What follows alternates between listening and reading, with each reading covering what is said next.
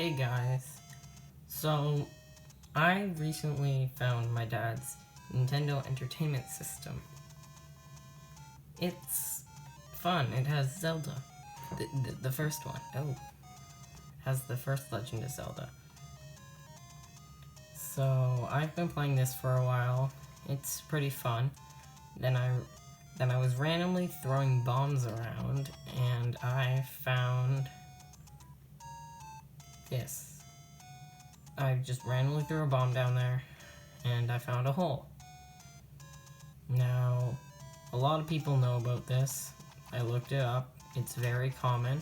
It's one of the many secrets in this game. But I found this rather fun, because I just went and grabbed a bomb, walked over here, and just threw it down there. Just threw it over there on the hedges, the grass, and I found a hole. So that's fun. Then when I go inside,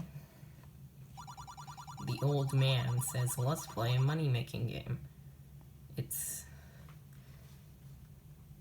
fun, I guess. You can win or lose money, but I find it pretty easy to win because it's not that random,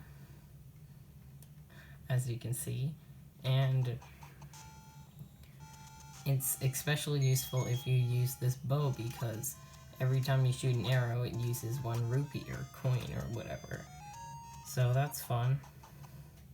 And like if you're missing just 5, because 255 rupees is the max, you can just go in there and get some coin.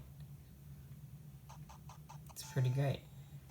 And I found if I'm bored and I don't really want to do the next level, I just kind of get to the max, go up here to this, I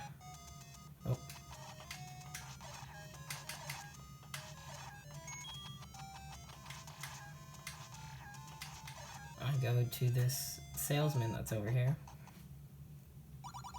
and just buy keys. I have 21 keys. They all cost 100. It's fun. So yeah, that's how you unlock the money-making game.